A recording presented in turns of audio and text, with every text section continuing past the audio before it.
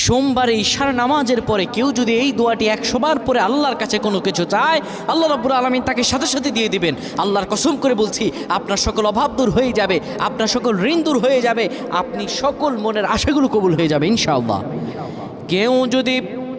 সোমবার বরকতপূর্ণ রাত, এই সোমবারে আমার রাসূলুল্লাহ দুনিয়াতে এসেছিলেন, সপ্তাহে রোজা রাখারও সওয়াব আছে এই দিনে। কোনো ব্যক্তি যদি সোমবারে ঈশার নামাজ পড়ে সুন্দরভাবে ওযু করে কিবলামুখী হয়ে বসে ইয়া যাল জালালি ওয়াল ইকরাম 100 বার পড়ে, 30 বার দুরূদ শরীফ পড়ে,